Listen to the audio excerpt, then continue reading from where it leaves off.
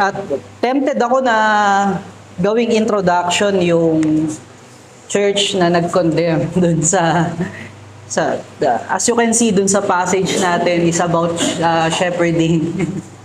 Na tempted ako kagabi na gawin siyang introduction, but kung gagawin natin yon, wala tayong pinagkaiba doon sa kanilang ginawa, at that is not proper shepherding, and that is not the work of our good shepherd, kaya hindi natin iyon gagawin. Basahin natin yung ating passage sa John chapter 10 verse 1 to verse 10. And the scripture says, "Truly, truly, I say to you, he who does not enter the sheepfold by the door, but climbs in the another way, that man is a thief and a robber. But he who enters the door is the shepherd of the sheep. To him the gatekeeper opens. The sheep hears his voice, and he calls his own sheep by name and leads them out. When he has brought out all his own, he goes before them, and the sheep follow him, for they know his voice. A stranger will not follow, but they will flee from him, for they do not know the voice of the stranger." This figure of speech Jesus used with them, but they did not understand.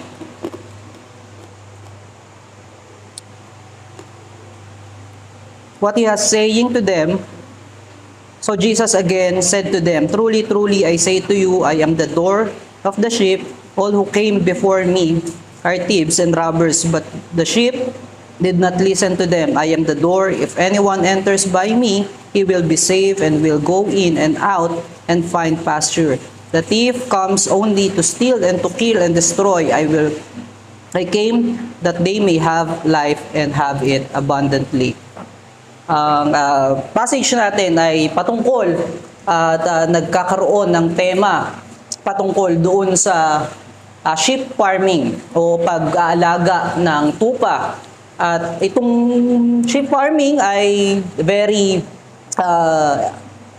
common sa mga taga-Israel that time, dahil iyon ang kanilang pangunahing pinagkakabuhayan at ang kanilang source ng kanilang pag-aalay doon sa Temple of God.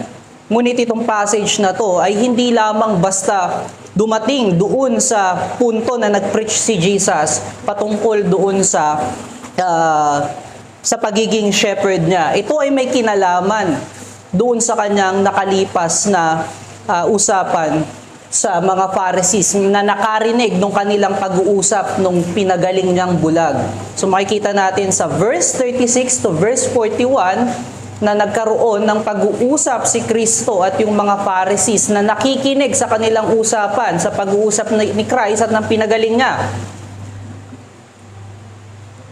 At makikita natin doon sa verse 41 na medyo alanganin yung tapos nung kanilang usapan. O kung sasabihin natin, kung tapos man iyon, hindi buo yung thought nung sinasabi ni Kristo at pagpapahayag niya doon sa corruption na meron yung mga Pharisees, at gayon din, hindi buo yung pagsasabi niya na siya yung tunay na Diyos at siya yung tunay na maglilid doon sa kanyang mga hinirang. Sa passage natin, makikita natin na yung connection nito doon sa kanilang pag-uusap ng mga Pharisees sa verse 41. Ang pinapakita dito ni Christ, at dahil galit ang mga Pharisees doon kay Christ, pinipilit nila yung tao na i-deny si Christ bilang tagapagpagaling na nagmumula sa Diyos, kapangyarihan ng Diyos para magligtas. At kaya naman kick out nila dahil hindi nag-favor sa kanila yung kalooban at yung testimony ng man born blind or yung healed man. At yung makikita natin na ginamit ng Lord na correcting na parable dito. By the way, parable to. Yung verse 1 to 5 is parable. Yung ginamit ng Lord na parable dito yung culture ng Israel patungkol sa shepherding. Makikita natin yung mga character na binanggit ng Panginoon dyan, the shepherd, the door, the sheep, the thieves, and the robbers. So makikita natin doon sa passage, dito sa pinag-uusapan nila, parang napakadulas lang sabihin na ng Panginoon yung parable na ito dahil sa mga Hudyo, napaka kilala nila yung kultura ng sheep farming o yung pag-aalaga ng tupa at pagiging pastol ng mga tupa. At makikita natin yan na evident doon sa Old Testament at New Testament.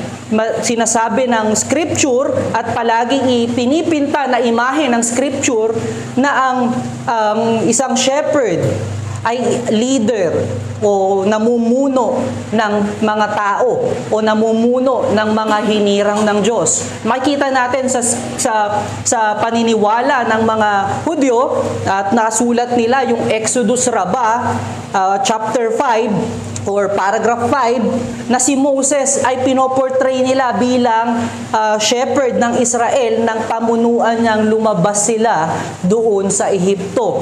Gayon din, yung scripture ay pinagdidiinan ni si David ay isang shepherd ng Diyos o ay isang shepherd ng mga taong hinirang ng Diyos. Makikita natin yan sa 2 Samuel chapter 5 verse 2 at 1 Chronicle chapter 11 verse 2. At kung ating titignan at pwede nating i-link siya dun sa preceding chapter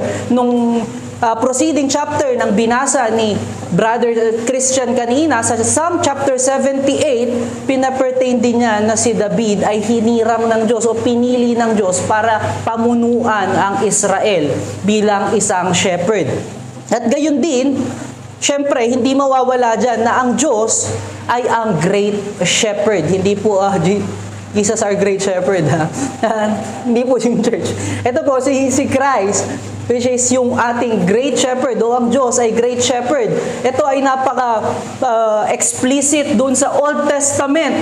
Sa Psalms chapter 23, makikita natin na kinakanta ni David o nakasulat si David kung gaano kabuti ang Diyos sa pagpapastol sa kanyang mga tao o sa kanyang mga hinirang. Gayon din sa chapter 28 ng Psalms. At gayon din sa Isaiah chapter 41 verse 11, Isaiah 46 verse 3 to 4, Exodus chapter 13 verse 13 verse 21, chapter 15 verse 13, Jeremiah chapter 2 verse 6, at gayon din sa Psalms chapter 80.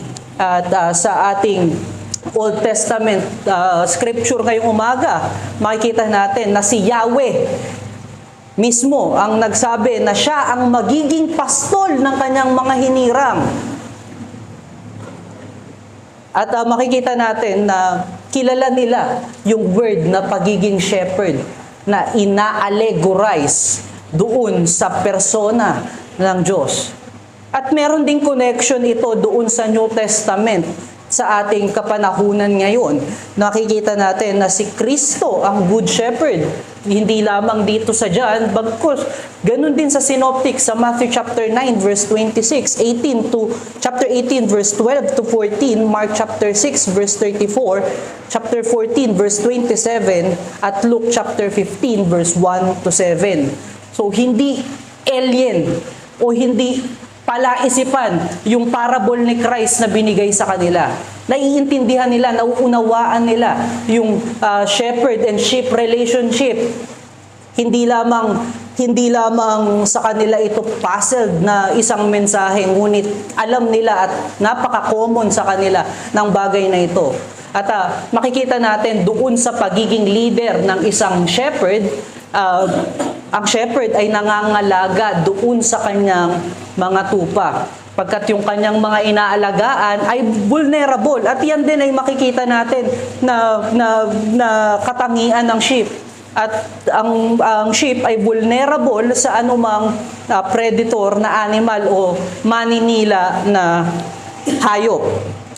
Makikita natin na ang sheep, kahit kinakain na yan ng predator, hindi siya umiimik. Parang wala lang sa kanya, pero alam niyang he is dying. At gayon din, hindi niya alam ang direksyon kung saan pupunta. Kadalasan nahuhulog ang sheep sa ilog at ito ay mapanganib sa kanya, even maligtas siya kasi nagkakaroon sila ng pulmonya dahil sa kapal ng kanilang wool. Hindi alam ng sheep iyon kung hindi siya gagabayan ng isang shepherd.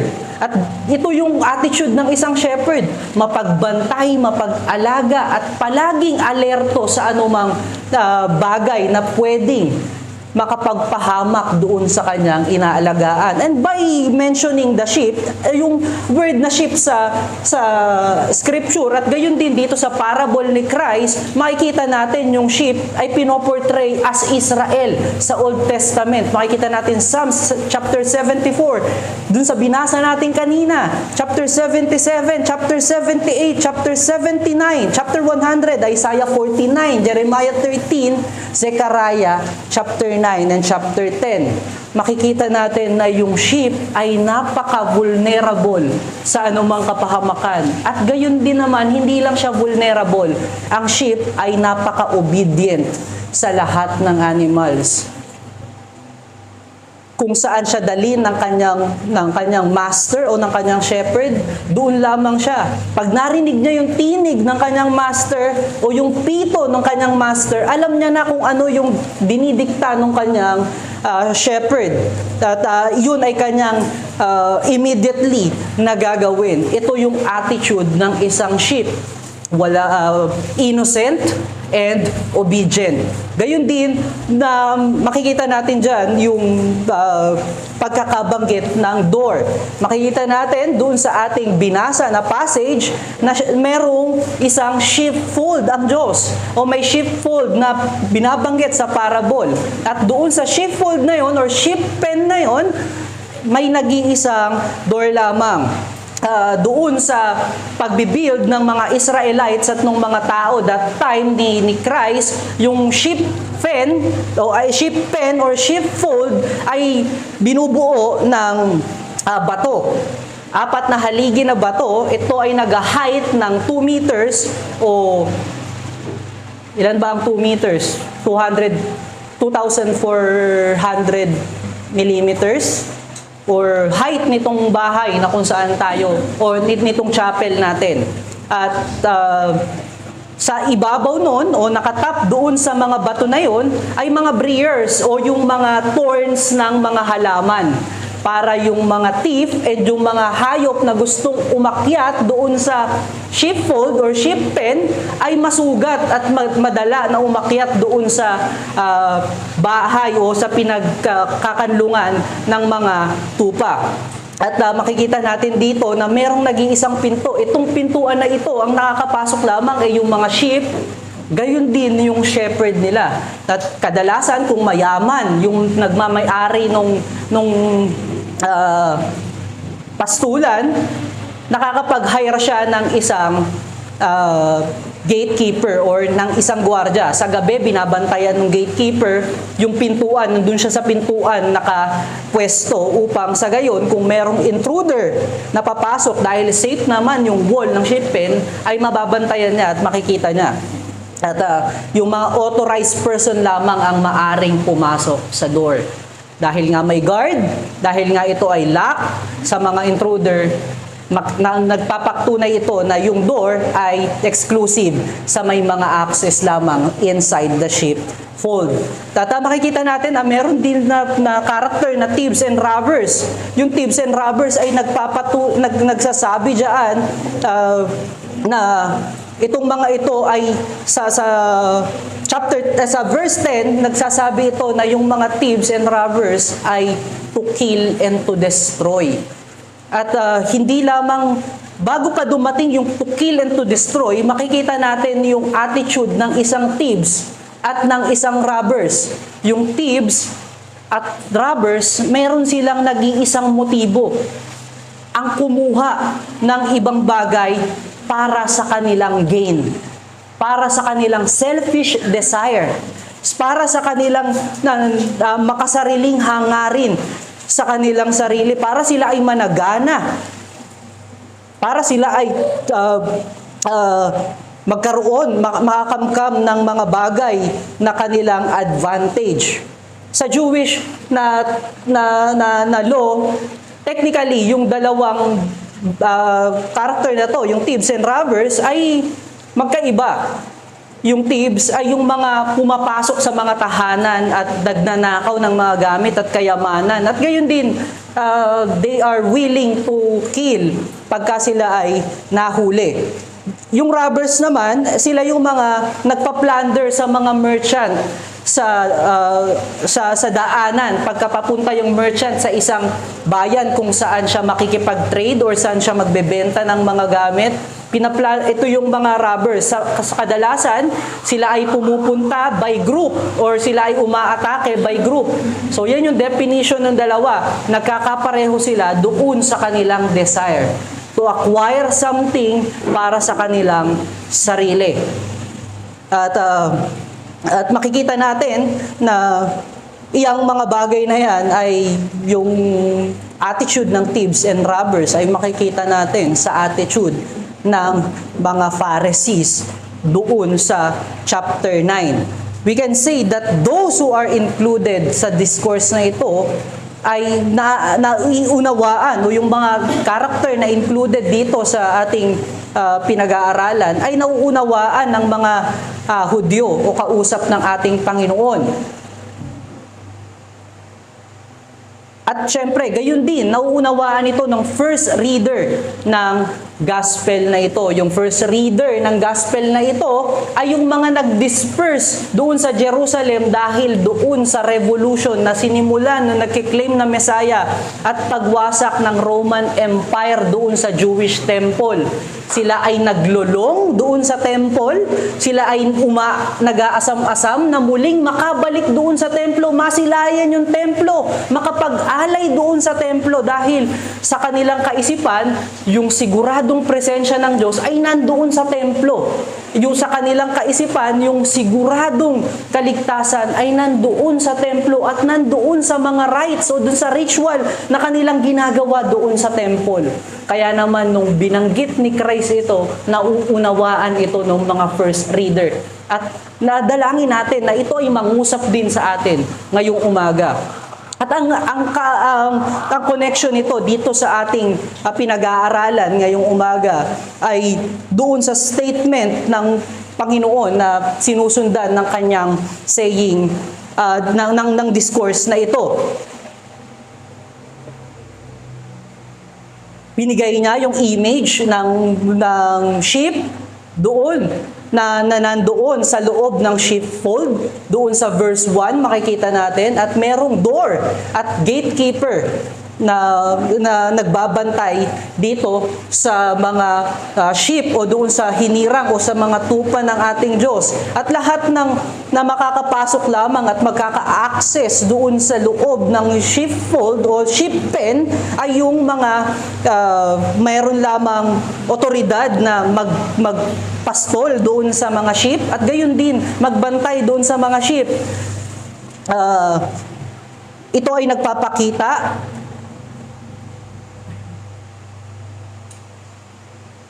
nagpapakita na yung mga walang mabuting hangarin at merong makasariling hangarin ay hindi welcome doon sa loob ng sheep pen ng Panginoon o sheepfold ng Panginoon. At iyon ay mga robbers and thieves. At ito ay nagpapakita na yung mga hindi welcome ay yung may mga attitude katulad ng mga Pharisees na nagtetreten doon sa mga tupa ng ating Panginoon. Katulad kung paano nila tinreten ng excommunication yung healed man kung siya ay hindi mag-a-adhere sa kanilang suggestion na i-deny si Christ, i-condemn yung ginawa ni Christ sa kanya. Yung kanilang salita o yung kanilang sinasuggest doon sa pinagaling ni Kristo, doon sa chapter 9 ay full of hate, full of lies na maglilid doon sa kasalanan sa Diyos at magbibigay ng glory ng higit sa kanilang mga sarili. Contrast ito doon sa mga salita ng Good Shepherd, which is Jesus Christ. Yung kanyang salita ay punong-puno ng katotohanan, punong-puno ng grasya, at nagbibigay ng buhay. Tandaan natin yung kanyang words, at yung kanyang words or yung kanyang works ay pwedeng nating makita as kanyang words. Yung kanyang works doon nang makakita ang taong bulag. Walang nagbibigay ng sight doon sa tao, walang nagbibigay ng paningin, ngunit out of nowhere, God gives him a sight to see the wonder of the creation. At makikita natin yan na grasya ng Panginoon. At nung siya ay nandoon sa pinakamababang estado ng kanyang emosyon, dumating si Kristo.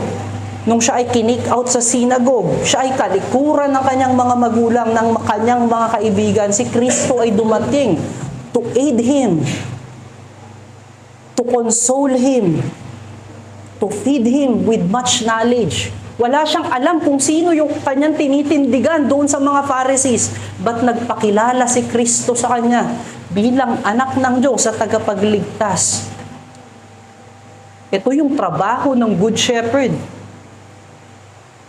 Instead of using his authority, o katulad ng mga Pharisees, they are using their authority para masunod yung kanilang sariling desire, para magkaroon ng gain doon sa mga taong nakapaligid sa kanila. Makikita natin yung contrast ng dalawang shepherd na ito. Yung isa ay false shepherd at isa ay true shepherd.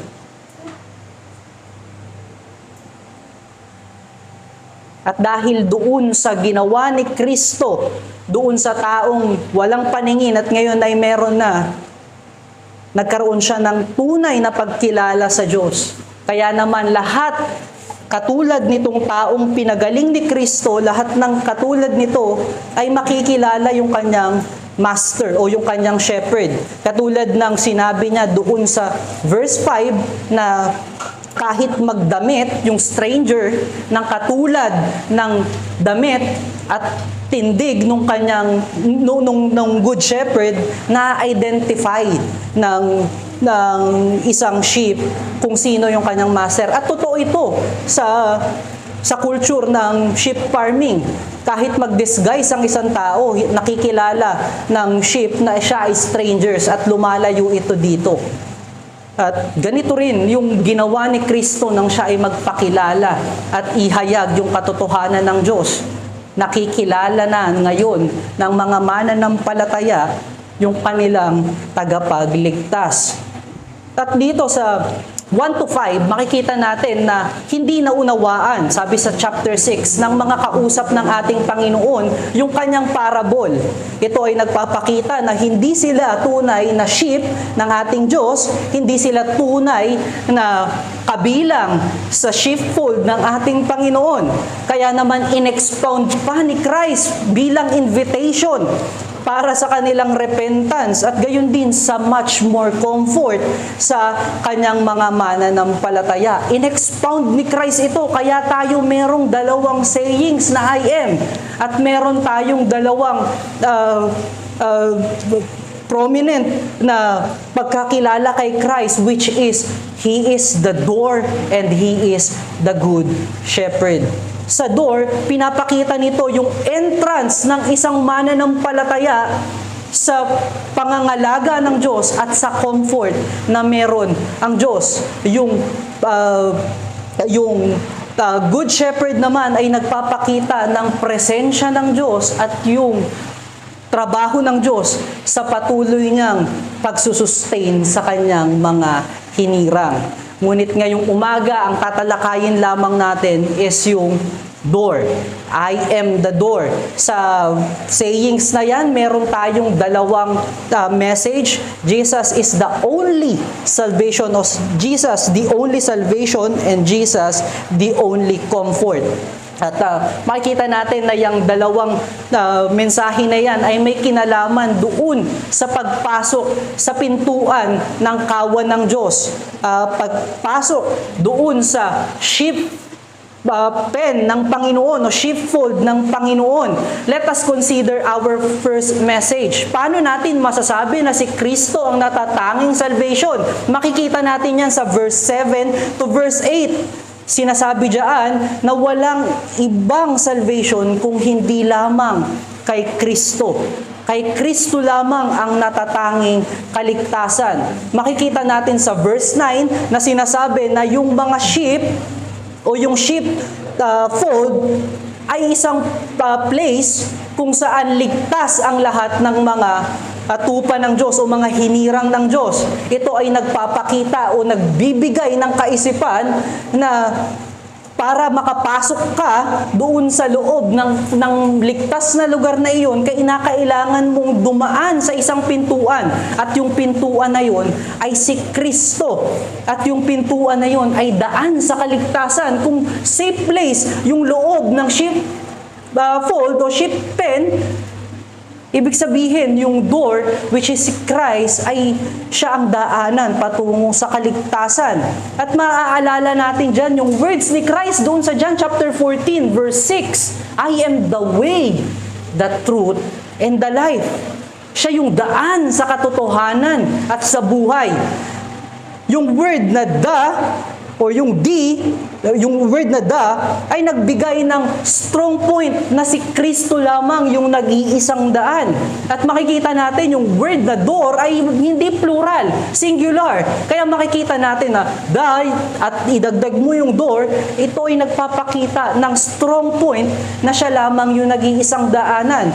Maliban na lang kung ginamit ng Lord na word dito is I am a door. Ibig sabihin, meron pang ibang passage papasok doon sa kaligtasan.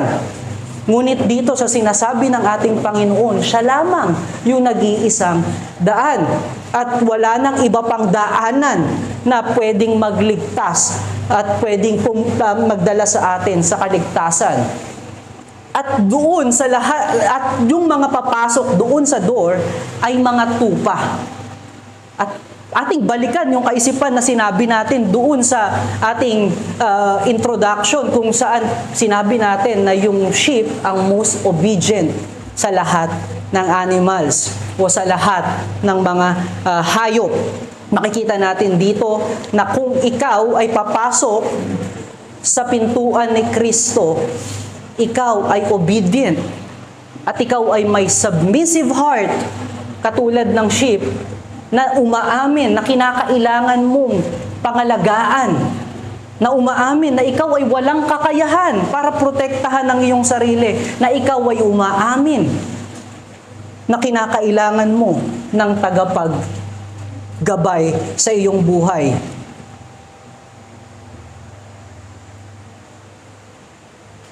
Ang ating pwedeng matandaan dito o pwede nating makita dito, there is no salvation outside Christ. Walang salvation labas kay Kristo. Hindi po pwedeng magkaroon ng salvation mula kung saan man o magmula sa anumang bagay maliban kay Kristo. Makikita natin na yung mga thieves at robbers, they try to harm yung mga sheep doon sa sheepfold, ngunit hindi sila makapasok doon sa nag-iisang pinto.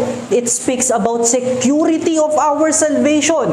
At ito ay nagpapakita na yung mga robbers o yung mga false teachers o yung mga false teachings ay hindi maaaring dumaan kung saan man. Wala silang ibang daanan at walang daan na nakikreate itong false teaching at false teachers. At makikita natin sa sinabi ng ating Panginoon, diyan sa verse 8, kung saan sinabi niya na nagsasalita yung mga robbers and thieves. At pwede nating maikumpara iyan doon sa mga Pharisees. It implies na meron silang mga words na binibigay. Yung word na listen ay nagpapakita na nagbibigay ng mga false teaching ang mga robbers at mga thieves. Yung kanilang salita ay para linlangin yung mga tao, to take something from them. Linlangin yung mga tao at makakuha ng advantage against sa kanila. At yung minimension niyang mga nagsasalitang tib sa Travers dito ay yung mga Pharisees na mga blind teachers na merong mga selfish desire para dun sa sheep.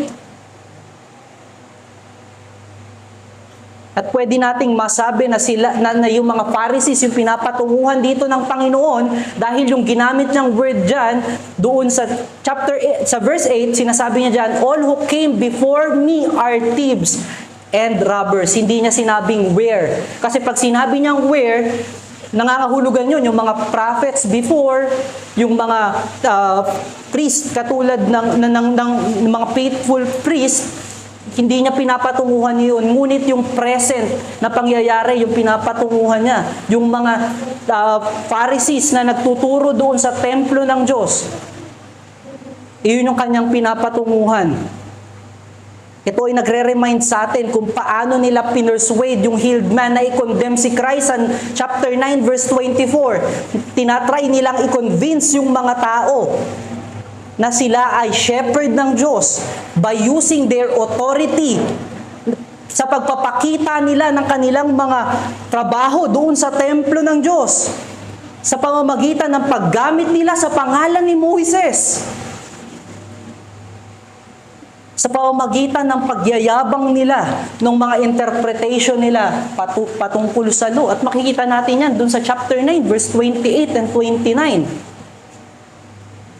Tinitreat nila yung mga tao o yung mga followers ni Christ sa chapter 9, verse 22 and 34. At kung titignan natin, kung paano nila gamitin yung kanilang otoridad, yung rights o yung mga ritual na kanilang pinapractice sa kanilang hypocrisy.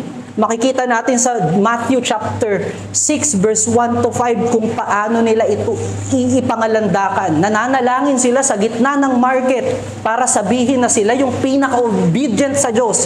Para pagka dumating yung panahon na katulad ng face-to-face na judgment doon sa mga tagasunod ni Kristo o yung opposed doon sa kanilang religion, pwede silang magyabang na kami yung tunay. Kasi ito yung interpretation at ito yung aming ginagawa.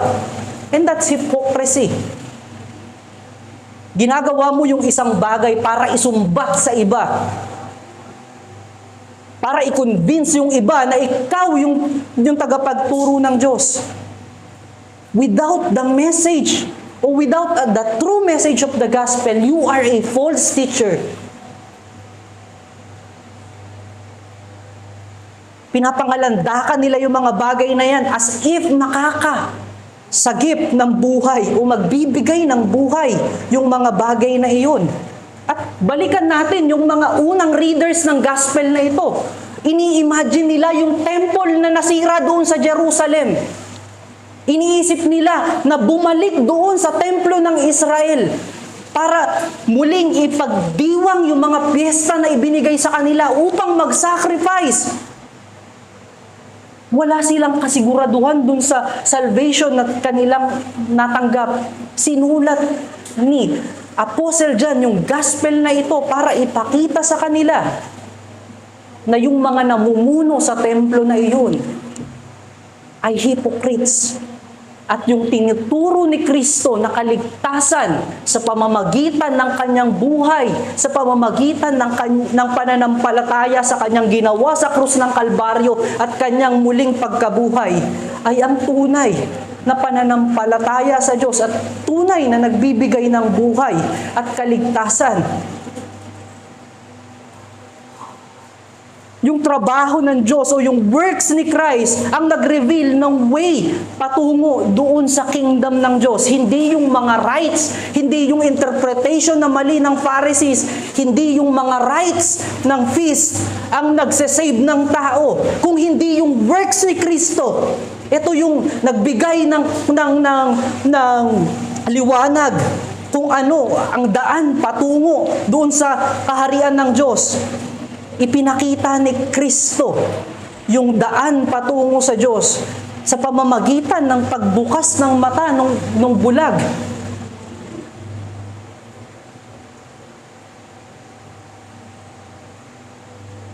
Sa kanyang pagbubukas ng mata ng bulag, pinakita niya yung kanyang grace at mercy na makikita at matatagpuan lamang sa Diyos.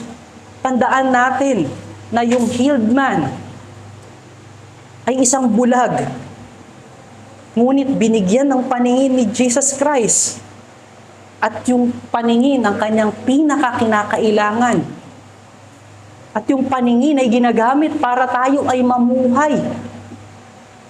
Para makita ang katotohanan. At yan ay isang grasya ng Panginoon. At pwede natin makita yan sa ating mga buhay. Lahat tayo ay pinanganak na bulag spiritually. Wala tayong pagkakaunawa sa Diyos. Wala tayong pagkakakilala kung sino ang Diyos. Kaya nga, mali yung interpretation natin kung anong kaligtasan dati. Akala natin, porke gumagawa tayo at nagsisipag tayo sa loob ng simbahan, yun ay kaligtasan. Nababayaran natin ang kasalanan natin sa pamamagitan ng pagtatawid ng matanda sa kabilang street patungo sa kabilang street.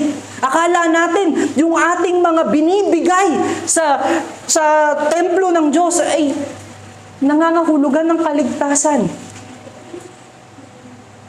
Ngunit sa pamamagitan ng buhay ni Kristo na perpektong sumunod doon sa batas ng Diyos, siya ay naging karapat-dapat na sakripisyo para sa kasalanan ng lahat. Ipinakita ng kanyang perpektong buhay na walang sino man ang makapagbabayad at magiging tuwid sa harapan ng Diyos. Pinakita yung great price, dulot ng sin, sa pamamagitan ng buhay ni Kristo at nung kanyang kamatayan. Ipinapakita nito yung grasya at pag-ibig ng Diyos para doon sa mga mahihina, aminadong mahihina, walang kakayanan. At sa kanyang resurrection, ito ay nagpapatunay na kumpleto at perpekto yung kanyang kaligtasan na ino-offer sa lahat ng mananampalataya. Ipinapakita ito nung ating New Testament passage, o nung ating New Testament scripture, na tayo ngayon ay may access sa throne of grace ng Panginoon dahil sa gawa ni Kristo. Tayo ay merong fullness nung blessing ng triune God dahil kay Christ.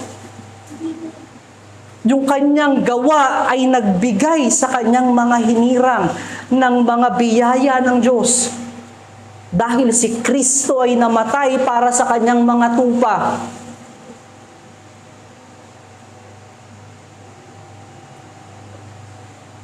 Lahat ng nire-required ng salvation ay ipinigay doon sa kanyang mga hinirang.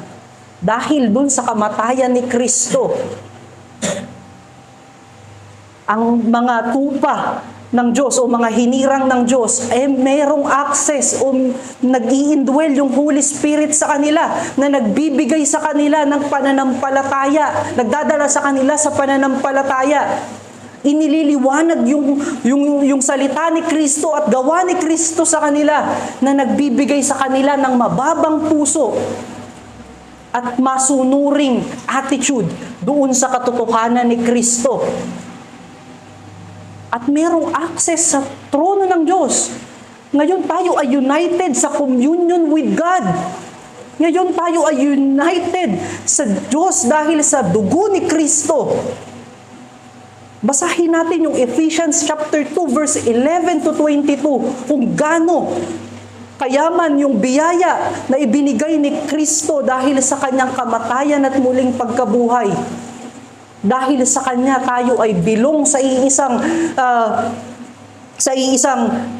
sheepfold, and that is the kingdom of God.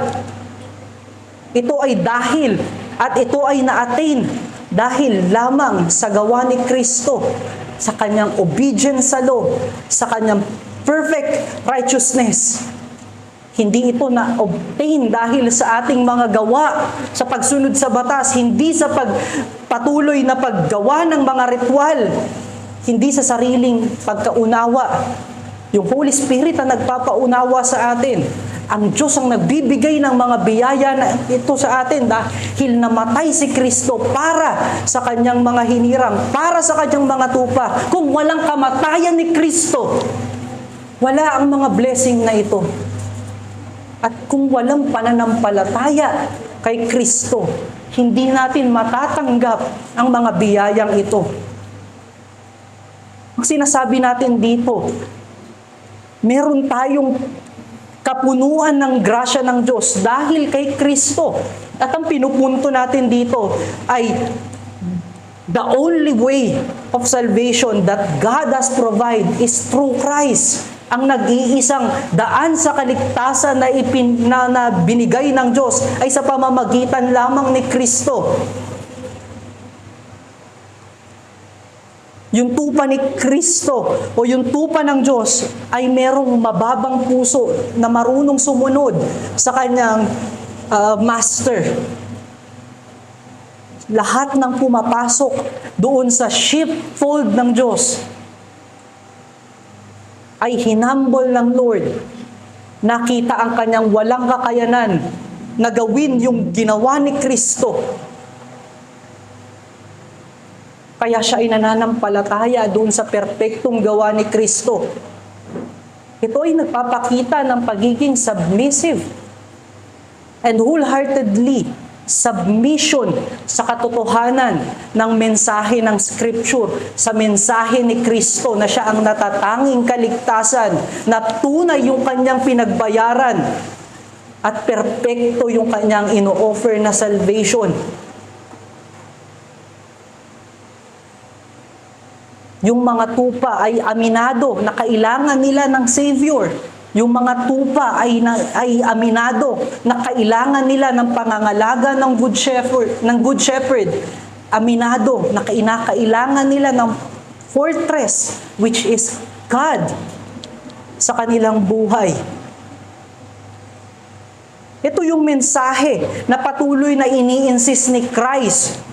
Ito yung kanyang claim na patuloy niyang pinapahayag sa kanila na siya yung daanan ng mga hinirang ng Diyos. Siya yung tanging daanan sa mga hinirang ng Diyos. At para makadaan dito sa daanan na ito, at para makita ang daanan na ito, kailangan natin ng mababang puso. At ito yung pinapaulit-ulit na mensahe even ng mga apostles.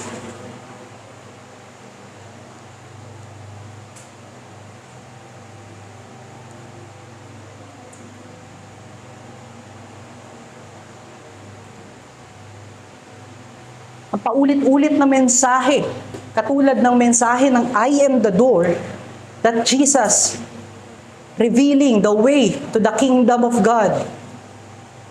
At yung daanan na iyon ay siya mismo. Pinapakita niya o inire-reveal niya yung katotohanan so that all may come to Him. Ipinapakita niya yung katotohanan para magkaroon ng humble heart yung mga tao at umamin na kinakailangan nila si Kristo. At dahil pinreach siya ni Christ at pinreach ng mga apostle yan, nawa ito ay ang ating patuloy na preaching din.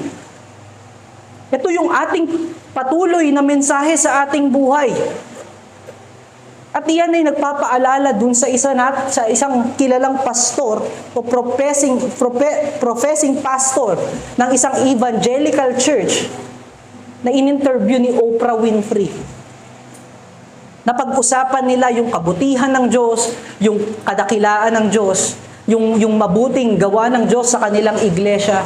At napunta sila doon sa pinakaayaw na topic ni Oprah. Tinanong siya ni Oprah, do you believe that only Christian can be in relationship with God? Naniniwala ka ba na ang mga Christian lang ang merong rights na magkaroon ng relasyon sa Diyos? Sumagot itong pastor na to, which is Carl Lentz. Sumagot itong pastor na to, no, I believe that when Jesus Christ said that I am the way, the truth, and the life, in the way that I read that, Jesus said, He is the road marker. He is the map. So I think God loves people so much that whether they accept or reject Him, He's still gracious and He's still moving and still giving you massive red blinking lights for chances to take a right turn where maybe you would take the left turn. But I believe God loves people, and that's what this whole gospel is based on. It's love.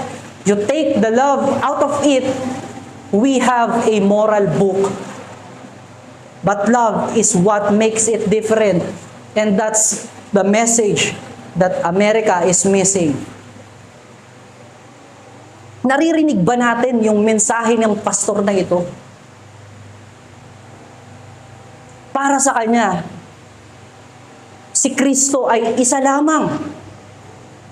Road marker, isang map. Siya ay nagpipreach ng false gospel, false teaching. Para sa kanya, tinuturo ni Kristo na marami pang daan para sa kaligtasan. At makikita natin dito na hindi siya tunay na nakaranas ng kaligtasan. Pagkat ang tunay na nakaranas at nakatagpo ng daan sa kaligtasan ay tumitindig sa kaligtasan.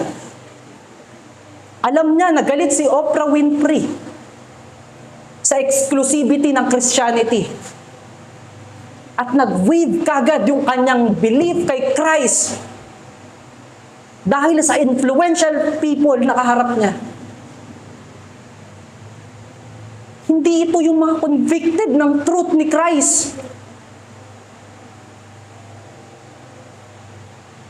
Yung mga influential people, they can inflict us, but they cannot take the salvation that our God lavishly bestow unto us. This is a false gospel.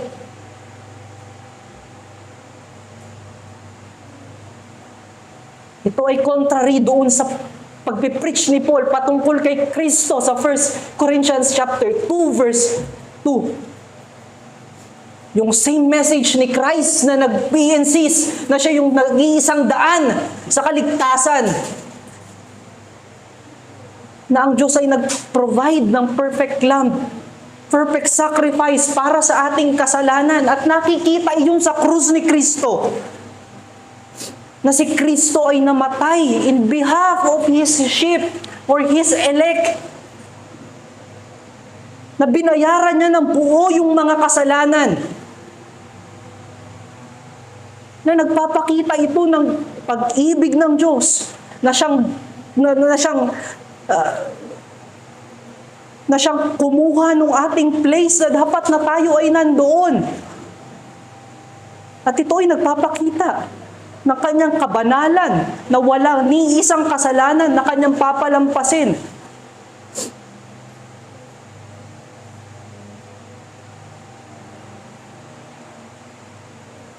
Ito yung ini-insist ni Paul upang tayo ay maniwala na totoo yung kaligtasan. At ilagay natin yung pananampalataya natin sa tunay na tagapagligtas, which is Christ.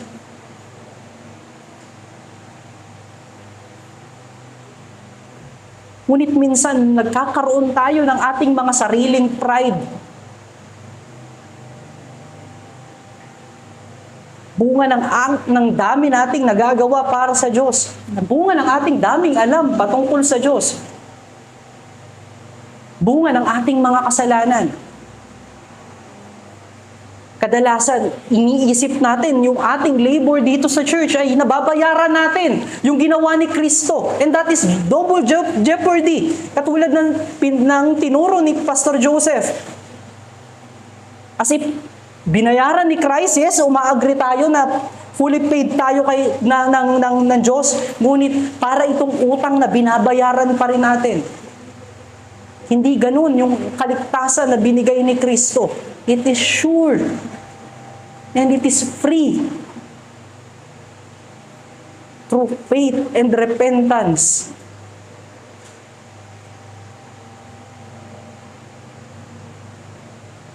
Sometimes yung ating faith ay napupunta na mismo doon sa ating mga nalalaman.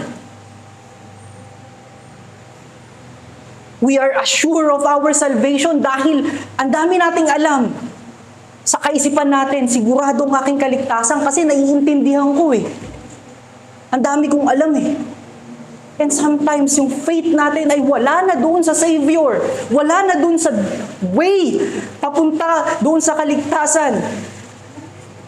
Nandun na sa faith natin. Malakas yung faith ko eh.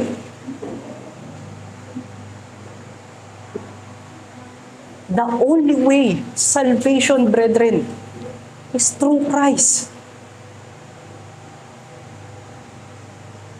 At kung ikaw ay patuloy pa rin humahawak doon sa nalalaman mo at doon sa tingin mong kaligtasan na pwede mong gawin para sa iyong sarili, let loose of that pride. Itong naririnig mong mensahe ngayong umaga ay binubuksan ng Diyos ang kanyang door o kanyang pintuan o yung kanyang gate at ini-invite ka na pumasok ng merong mababang puso na nagsasubmit na hindi mo kayang iligtas ang iyong sarili. Na aminadong kailangan mo si Kristo para sa kaligtasan. Na kinakailangan mo si Kristo para magkaroon ng buhay. At ang way para pumasok dyan is believe in the gospel of Christ. Believe in the person of Christ. And repent on your sins.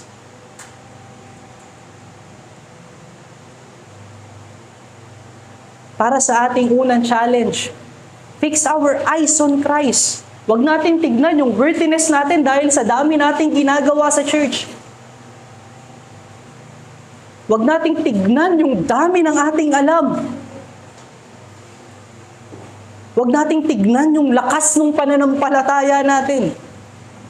At huwag nating tignan yung ating mga kasalanan na naglalayo sa atin, na nagbibigay sa atin ng hiya para lumapit sa Diyos. Sinasabi dito sa ating passage ngayong umaga, those who are weak, those who are humble, yung mga aminadong mahina sila, ay pumapasok ng patuloy kay Kristo. Patuloy na nagsasubmit at obedient kay Christ. Kinakailangan mo makita at balikan yung pintuan kung saan ka pumasok. Yung trabaho ni Christ para iligtas ka ay linisin ang iyong kasalanan. At He is faithful even now to take away all your sins. Meron pa tayong mga weakness. At by fixing our eyes to Christ, we are being perfected. Huwag tayong maging arrogant at fool sa mga false teaching ng mundo. Be reminded that we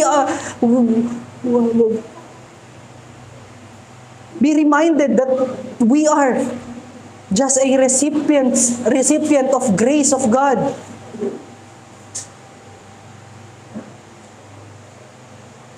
Tanggalin mo yung mata mo dun sa worthiness mo. Walang worthy sa Diyos. We are all sinners. Much need mo yung grace ng Panginoon. We are gathered by God in one sheepfold, and that is universal church. But meron din tayong physical, or namamasdan din natin physically yung sheepfold ng Diyos through local church. At the way we fix our eyes to our Savior, the door of our salvation, is nandito sa local church, sa fellowship with your brothers and sisters in Christ. Manalangin tayo sa ating mga kasalanan, sa ating maling pagtingin ng pananampalataya, through devotion every day, by reading the Word of God, through sacraments. We are all sinners, but we are all welcome sa table ng Diyos. Take away your eyes on your unworthiness. Take away your eyes to those teachings that you know. Kailangan natin yan, ngunit hindi yan dapat ang object ng ating faith. Through preaching of the gospel every Lord's Day. Ito yung mga means of grace ng Good Shepherd para sa atin. Para sa sheepfold ng Diyos. Take advantage of that.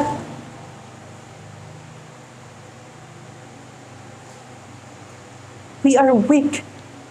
At yung mga aminadong weak, aminadong kailangan nila ng sustenance ng kanilang great shepherd. And not just assurance of salvation that our Lord gave us, but also comfort, and that is our second message. Makikita natin yan sa verse 9 and verse 10. Binigyan tayo ng assurance and comfort ng ating Panginoon, yung kanyang mga followers. Pagkat yung place kung nasaan tayo, nung tayo ay pumasok doon sa door, ay place ng comfort and safety. Ang pinapakita dito, o yung ating pwedeng tandaan o makita dito, there is no comfort outside of Jesus Christ. Pinangako ni Kristo yung assurance ng salvation at assurance of comfort. Napaka-evident niyan doon sa verse 10 at verse 9. Sa presensya ng mga thieves at robbers, nag-promise ang Lord ng salvation. May threat ng thieves, wolves. Ngunit sabi ng Panginoon, they will not prevail. You are under my safeguard. Sabi niya dun sa susunod nating message, no one can snatch them out of my hand. And that's security, and that is comfort.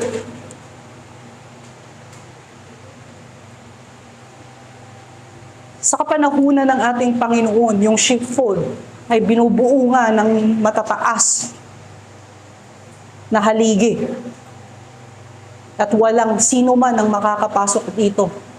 At sinasabi doon sa verse 1 na yung thieves at robbers ay magpupumilit na pumasok at nakawin yung mga sheep.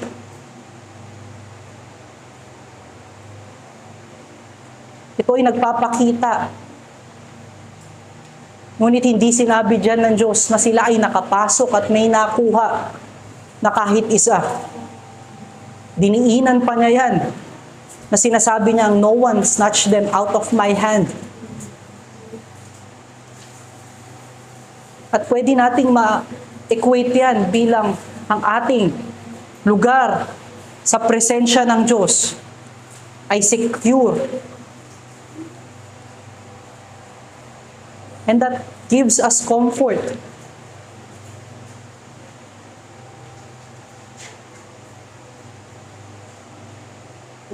Ito ay contrast doon sa threat ng excommunication ng false religion ng mga Pharisees na nag-reject na mag-guide ni Kristo. Makikita natin sa chapter 9 verse 34, sinasabi niya dyan, binabanggit dyan yung excommunication nung pinagaling ng ating Panginoon. Dahil ayaw niyang i-deny si Kristo, in-excommunicate nila yung taong to. Pwede nating pumasok sa ating kaisipan na yung words ng ating Lord sa kanyang mga disciple, sa mga nangyari,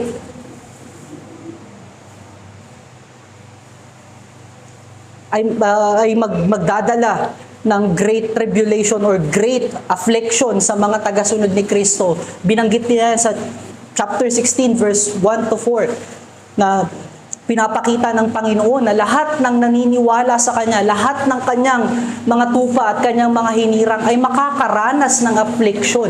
Sinasabi niya dyan sa chapter 16 verse 1 to 4, I have said all these things to you to keep you from falling away. They will put you out of the synagogues. Indeed, the hour is coming when whoever kills you will think he is offering service to God, and they will do these things because they have not known the Father nor me. But I have said these things to you, that when there are comes, you may remember that I have told them. Pinapakita dito ng Panginoon na lahat talaga ng maniniwala sa Kanya ay may tribulation or merong affliction. Bunga ng mga false teachings, bunga ng mundo, dahil tayo ay contrary sa kanila. Sa kaisipan ng mundo, they are doing good service. Sa kaisipan ng mga religious na tao, contrary to the biblical preaching of the gospel, they are serving God. And they despise those who preach the comfort of Christ. Ang sinasabi natin na yung mga yan ay threat lamang. Ngunit it will never prevail sa atin. Maaaring i-despise tayo ng mundo dahil sa ating pananampalataya kay Kristo. Ngunit yung pag-ibig at katotohanan ng Diyos ay patuloy na magpe-prevail. Pinangako din ng Panginoon yung abundance of life dun sa verse 10. At verse 9, we'll go in and go out to find pasture. Sa verse 10, I will came that they may have life and have it abundantly. Ito ay nangangahulugan na ang Panginoon na lahat ng bagay na ating kinakailangan ay pinrovide ng ating Diyos, ng ating Good Shepherd. Hindi ito nangangahulugan na lahat ng bagay ay pwede nating makamkam at magkaroon. Ang binibigay sa atin ng Diyos ay yung ating mga pangangailangan. At ang higit nating pangangailangan ay ang Kanyang salita at ang Kanyang katotohanan. And that give us comfort. Na we are lavishly supplied by truth. Hindi ibig sabihin nito freely na tayong makakagalaw kung ano yung gusto nating gawin. Ang ibig sabihin nito, freely nating gawin yung mga katotohanan na meron sa salita ng Panginoon. Take an example. Kung tayo ay gipit sa ating budget, malamang may kaisipan tayo na mandaya sa time card natin sa office kung tayo ay late. Ngunit sinasabi ng katotohanan ng Diyos na masama ang mandaya at hindi ito kalugod-lugod sa Kanyang harapan. And we persevere even dun sa mga panahon na tayo ay nagkakaroon ng short budget. But because we know we are doing right in the sight of God. Meron tayong comfort. Hindi tayo nagkakaroon ng kaisipan na ako ay nandaya kaya meron akong ganitong bagay. At yun yung sinupply ng Diyos sa atin. We can sleep at night knowing that we are safe, knowing that we are in the presence of our Lord, the presence of our God. Yung connection ito dun sa healed man, na-recognize ng healed man yung binigay na buhay ni Kristo sa kanya. At siya ay naging willing na i-govern ng Diyos. Kaya naman, kahit sa gitna ng persecution at affliction ng mga Pharisees, stand firm in the truth of God. Pwede nating makita yung ating sarili doon sa blind man na pinagaling ni Kristo. Kahit na tayo ay dinidespise ng mundo, yung obedience natin ay nasa Diyos. Tayo ay nag-stand firm sa katotohanan ni Kristo. At tayo ay securely na sinusupply ng heavenly truths ni Kristo.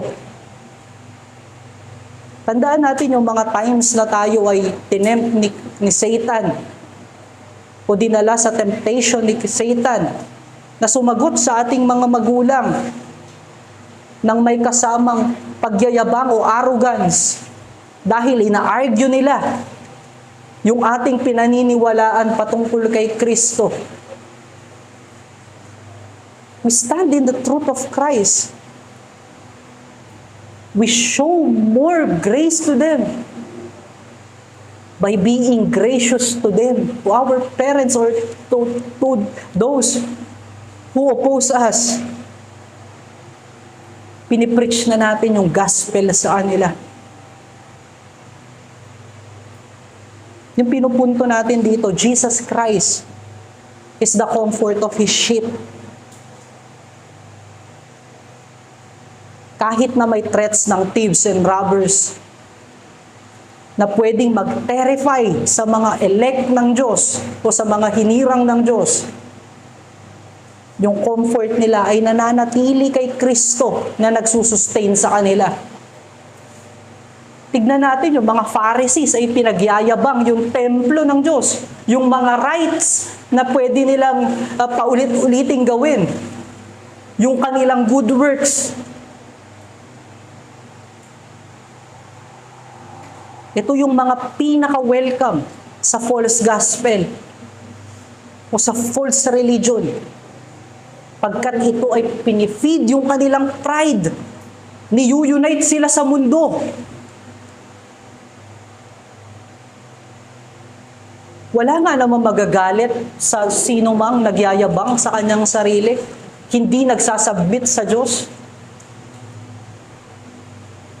Welcome ang lahat sa aming religion. Ang pinopromote namin ay relationship, not religion. We are not calling out sin. We are pampering your sin. Ito yung pinaka-welcome sa false religion. This is their threat sa lahat ng believer.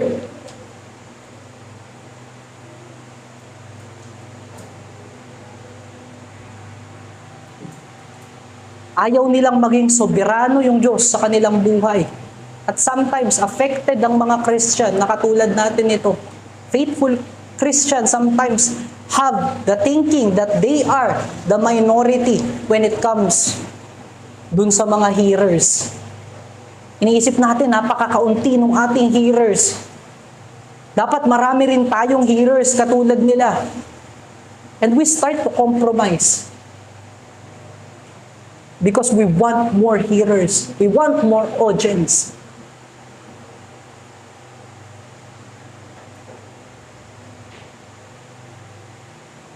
Ngunit sa sinasabi ni Kristo, trust in Him. Trust in His work. Trust in His care. Our life speaks about the truth of God. Kung ipinapamuhay natin yung katotohanan ng Diyos. Huwag tayong tumulad at huwag tayong makiayon dito sa mga thieves and wolves na to. Na para makagain ng maraming tao na pwedeng magbigay para sa church. Ipapamper ang sin. I-welcome ang lahat ng idea ng mundo. At sa kanilang kaisipan, they are tending the sheep. They are feeding the lamb. But in the truth, they are feeding themselves. Sa ating Old Testament scripture ngayong umaga, pinapakita dito na si Yahweh mismo ang siyang mag-gather sa kanyang mga sheep pagkatapos na immutilate ng mga false shepherd yung kanyang mga sheep. Yung passage na yun ay nagpapatunay at nagsasalita na ang trabaho ng Diyos bilang shepherd sa kanyang mga elect. Igagather niya yung kanyang mga tupa. Ipinapakita dito yung hope ng salvation. Si Yahweh ang magsasave at magbibigay ng kanyang buhay para sa kanyang mga sheep. Isusustain niya at papakainin niya sa fields ng kanyang katotohanan, yung kanyang mga tupa. He will aid them when they are weary. Pag sila ay full of burden. And we experience that when we are weary about our salvation, when we are full of burden because of all the works that we have to do for our salvation. At na-receive natin yung pagiging great shepherd ni Yahweh through Christ. And that may comfort us. Si Kristo ay nag-offer ng fullness of grace ng Diyos. Even the comfort of it. Habang gumagawa ako nitong message na to, naalala ko si John Knox sa kanyang biography na sinulat nila Steve Blossom. Sa buhay ni John Knox, dumating na siya ay naging exile sa Geneva. Naging estudyante ni John Calvin.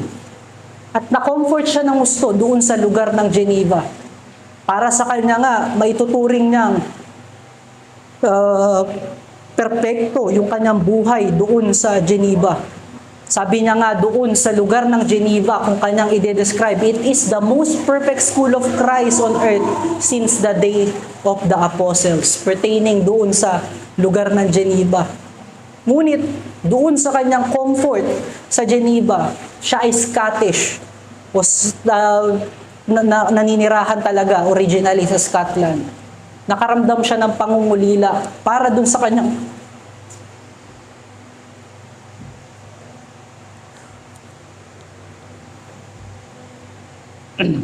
countrymen. Sabi niya, I feel sad and groan, willing that Christ Jesus might openly be preached in my native country, although it should be the loss of my wretched life. May banta dun sa buhay ni John Knox kapag bumalik siya ng Scotland dahil si Mary Guys ay isang Roman Catholic. Siya ay queen ng Scotland that time at galit siya sa mga Protestant at yung Scotland ay commonly Protestant dominant country at walang preacher that time sa Scotland to sustain them. Kaya nagpa siya si John Knox na bumalik.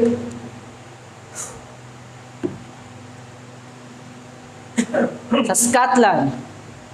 Para i-preach yung comfort ni Christ. Sinasabi natin na yung comfort ni John Knox ay nandun sa Geneva. Dahil sa kanyang mga sinabi. At papuri doon sa lugar ng Geneva. Pero kay John Knox, kung nasaan siya, kung nasaan si Kristo, kung nasaan na ipipreach si Christ, nandun yung kanyang comfort. Even kapalit nito yung kanyang buhay. At ito ay nagbunga na halos yung buong Scotland ay ma-Christianize. O halos yung buong Scotland ay ma-reform.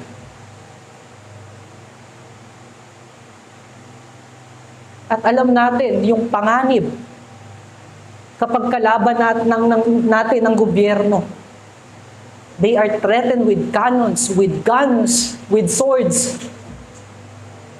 But they are comforted hearing the message of their good shepherd. Dalangin natin na maging ganito rin yung ating puso. Na even may threats, na i-despise tayo ng mundo. Even may threats, na talikuran tayo ng lahat ng tao. Maging comforted tayo dun sa katotohanan ni Christ. Minsan nakakalimutan ng isang Kristiyano yung comfort ni Christ sa kanyang buhay. Kapag inaalis natin yung mata natin doon sa mata natin sa ating Master. Tumitingin tayo sa massive multitude ng attendance. Tumitingin tayo sa mga gandang bagay o gamit sa church. Tumitingin tayo sa wealthy life ng iba. Tumitingin tayo sa open relationship ng mundo. Tumitingin tayo sa magandang trabaho ng iba. Sa magandang pamilya ng iba. Sa ibang activity na pwedeng magkaroon pagka nasa mundo. At tumitingin tayo sa ating mga kasalanan.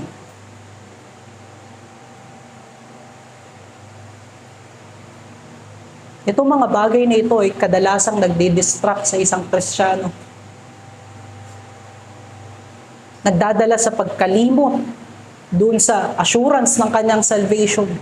Yung comfort na meron kay Christ. Kaya ang ating pangalawang challenge, meditate the work of Jesus Christ in your life. I-meditate natin yung gawa ni Kristo doon sa ating mga buhay.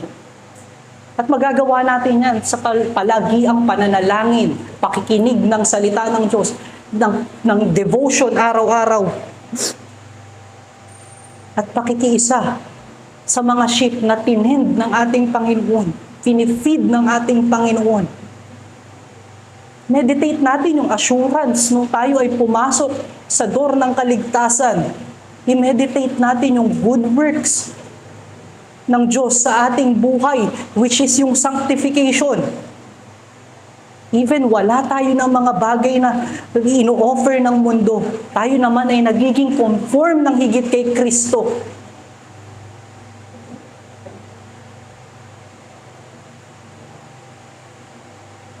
And do not despise our body, even that is sinful. Minsan, kinakurse natin yung body na ibinigay sa atin ng Diyos. Remember na yan ay tinawag na very good ng Panginoon sa Genesis chapter 1 verse 31 ng kanyang nilikha. And imagine yung incarnation ni Christ. Yes, it is marred in sin and weakened by sin because of the fall of Adam.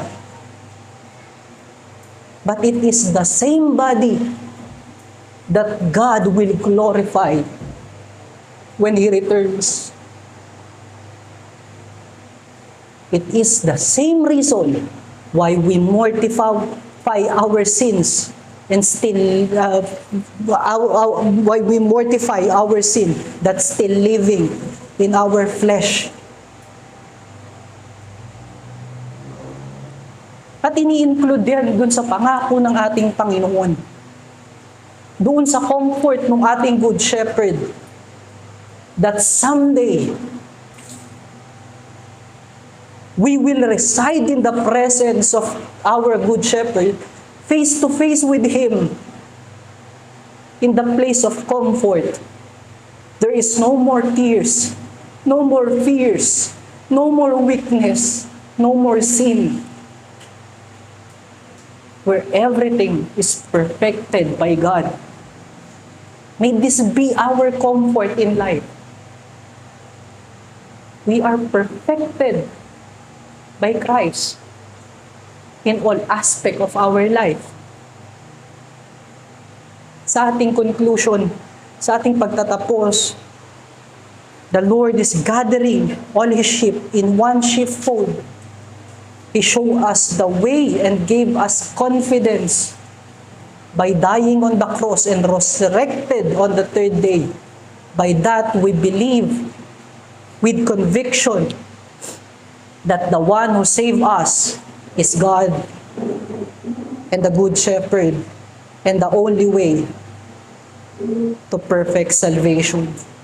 Tayo ay ginather ng Lord sa pamamagitan ng kamatayan ni Kristo at yung pananampalataya sa Kanya, tayo ay nakapasok. Nakita natin yan sa ating baptism. At nakikita natin na patuloy yung sustenance ng Good Shepherd, yung pangangalaga at comfort ng Lord sa atin. Every day. At most evidently sa Lord's Day. Trust God and obey Him daily. Let us pray.